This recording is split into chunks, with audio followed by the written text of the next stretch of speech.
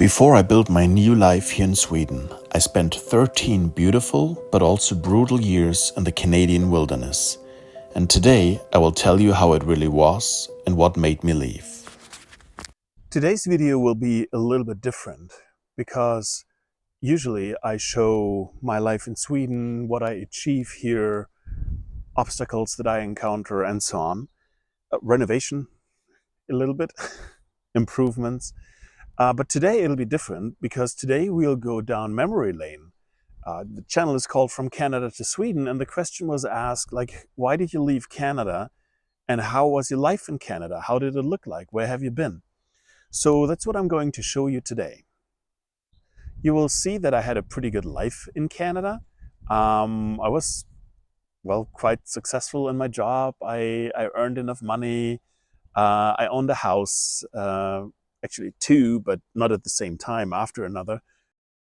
At the end of the video, I will cover why I left all that behind me, and that might be quite interesting to understand what those reasons were. In 2012, I left my home in Germany and went to Canada. Oh my God, look at this young and slim dude. I was 33 back then. I came for 1 year to begin with, a work and travel. I arrived in Vancouver and I had no plan. After a stressful job back home, I needed a long vacation first. I did some sightseeing in the first week. I stayed in a hostel, very classy, in a bunk bed. And even though it was January, there were a bunch of guests and I made my first friends. We went on some sightseeing together. Some of them moved on and went to Vancouver Island, and so did I, to Tofino. The Pacific West is just beautiful. In 2012, YouTube vlogs weren't really a thing, and I kept track of my time in my travel journal. Even though it was January, I took surf lessons. This was a new beginning, and I wanted to live my life in full. When I see the photos today, it feels a lifetime ago.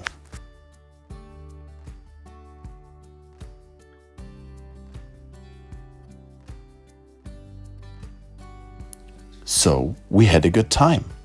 We went to bars together and to open mics, and life was just beautiful.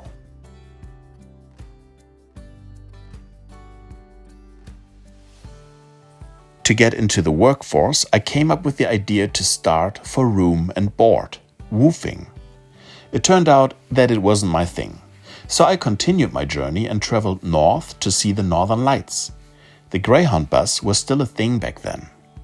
This was still a vacation, but would end in over a decade of devotion to Canada's north. On our way, we stopped in Watson Lake at the Signpost Forest. The final destination was Whitehorse, the capital of Canada's true north. A small but vibrant town, the economical center of the Yukon territory, and also very artsy. It was March and I was completely overwhelmed by the cold, but it was worth it. It was so beautiful.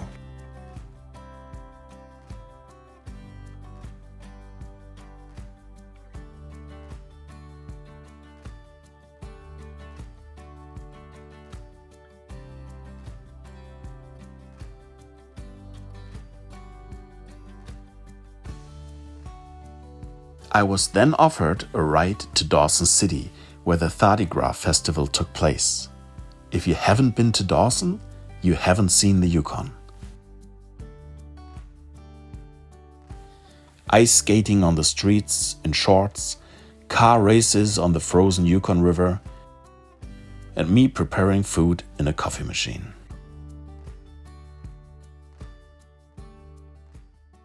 And then the new life started to get serious. I got my first job in Whitehorse at a motorhome rental company. It was an amazing job. Not the best pay, not the best work hours, but I loved it. In the summer month, a direct flight from Frankfurt in Germany to Whitehorse in Canada brought the customers. And the job was interesting. We rented vehicles to the snowbirds and they gave us a tour on the tarmac. And once I found out that I could get a motorcycle driver's license for just $60, I lived that dream too. The only motorcycle in my price range was a Honda CBR 125. Crazy to go on a 5,000-kilometer road trip on it. Over 3,000 miles. Guess where to? Tofino again, on Vancouver Island. This time in summer.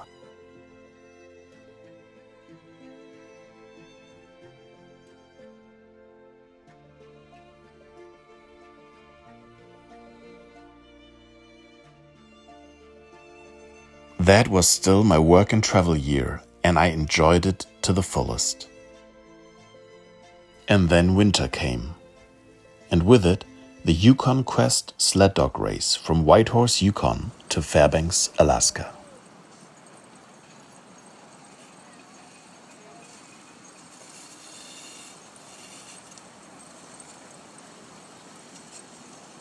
My first year was over, and for my second year I bought a car and a kayak to get out of town for new adventures. They say that every city has a park, but in the Yukon, the park has a city. And what is right next to Yukon? Alaska. From now on, the moment winter was over, I went camping. Every weekend from May till September, with a bed and supplies in my minivan. Life was good and precious. Winter came way too soon. Every year, again and again.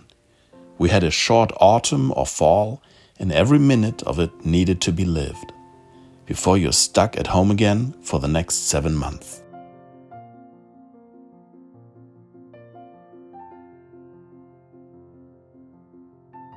So far up north, there are not many trees that could change colors. It's the bushes and grass. The whole ground becomes a sea of fall colors.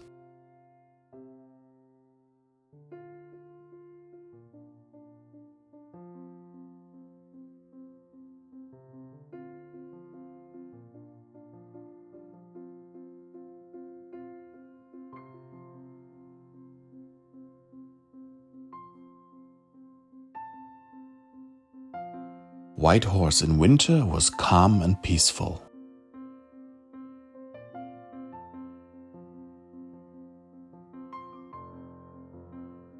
And once the winter was over, I bought a travel trailer. I towed it with my minivan. And I learned just because something is legal doesn't mean that it's good. My minivan worked really hard to tow it, but everything worked out well. On my way back, a bison herd crossed the road, and I had a travel buddy.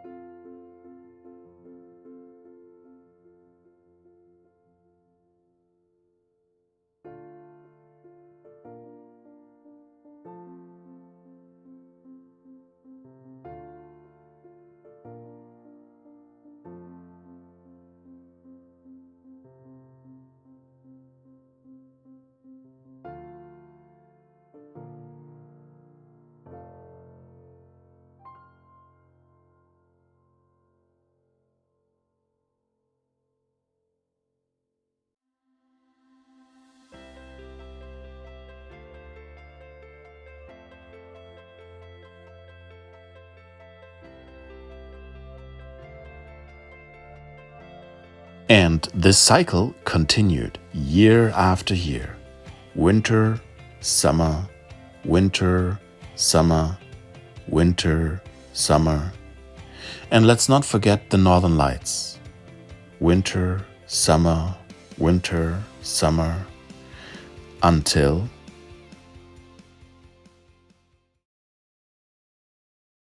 And that changed everything, didn't it? Look, we in the Yukon Territory, we were pretty safe, but also we were very remote, far away from everything. And after the pandemic, it became a problem for me to be so remote, to be so far away from everything. To give you one example, the Alaska Highway, well, going into Alaska, um, starts at the border from Alberta to British Columbia, and Whitehorse is on kilometer 1,400 something. So it's around 850 miles or so. So you have to go those 1,400 kilometers, so those 850 miles, you have to go to the, well, to mile zero, and you're not even where you want to be. You're just at the starting point now to go wherever you want to go to. The next bigger town away from Whitehorse is 1,600 kilometers or 1,000 miles. If you want to go to a major city, which is Edmonton, that's pretty much exactly 2,000 kilometers one way. So for me, it felt as if the party was over.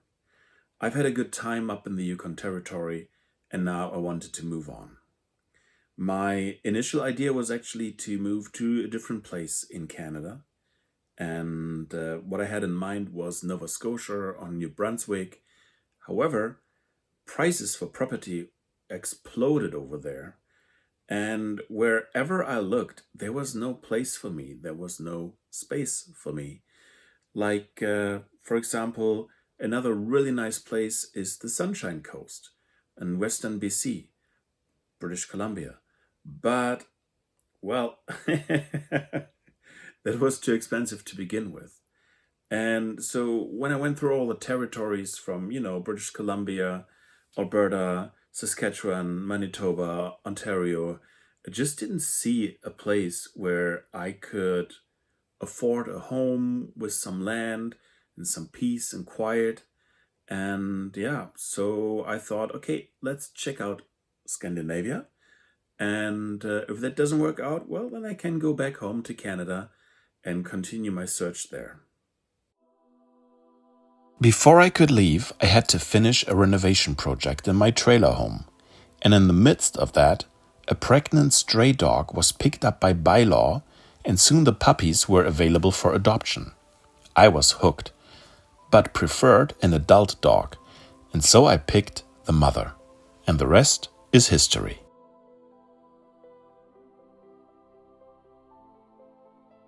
Coming from the animal shelter, my new dog Vicky needed to be spayed. And I got her this fancy shirt, so she didn't need to wear a cone.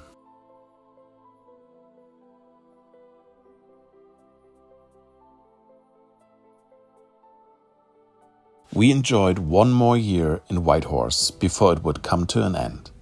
Our bond became stronger and stronger.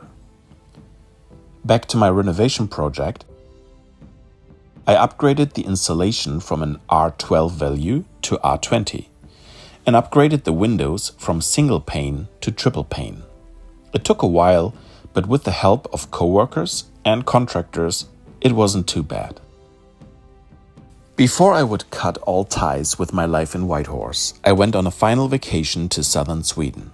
I rented a fancy car and checked out the area where I was about to move. I was in awe of the beauty of the country. It was my second time in Sweden, but earlier I was only in central Sweden and in the north.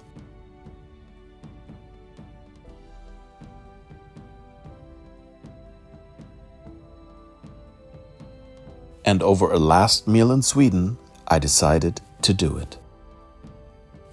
In the following winter, I finished my work contract in Whitehorse, finished the renovation, and sold all my belongings and the house.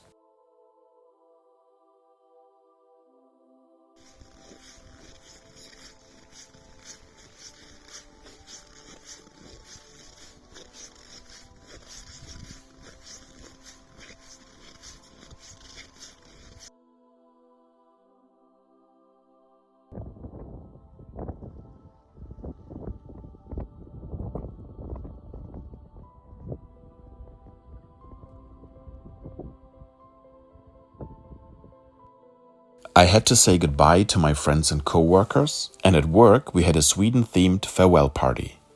And then we left.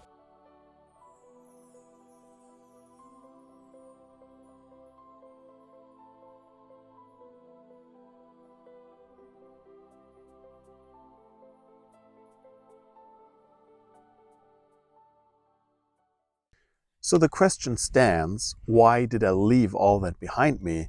And remember, I built everything in Canada from scratch. Like, I came with nothing, with a little bit of savings, and that's it. And so why did I leave all that behind me?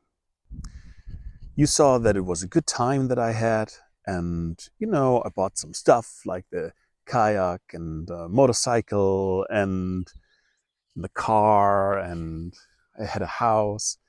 But the thing is, I think it changed a little bit when the pandemic hit. I don't really want to get too much into it because, well, people usually don't think about it in a good way. But the important thing here is that at that time, I think many people realized, and I was one of them, that you need a home. You need a home base. So whatever happens in life, you have a home. There's so much van life going on. I was actually thinking of starting van life as well, like years ago. Then the pandemic hit, and I realized, well, if I would be living in a van now, what would I do? Where would I be?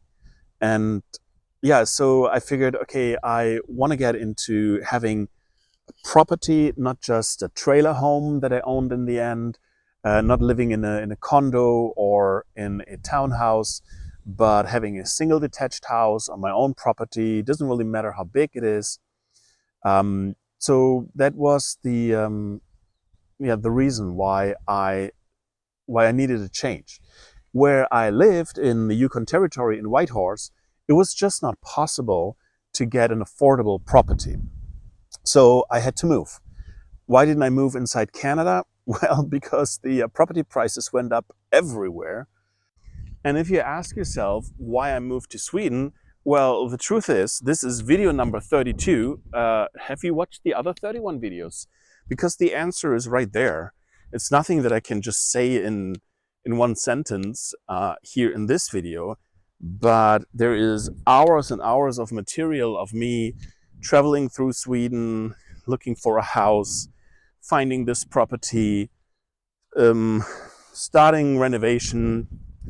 In my next video, I will show you that I got into gardening, and I have a lot of footage already that I recorded. I give you a quick preview here. All that will be covered in my next video. So yeah, I found a place for my dog Vicky and me where we just can be. And this is our home base now. And from here on, we can, yeah, make new friends, go on new adventures, and be happy.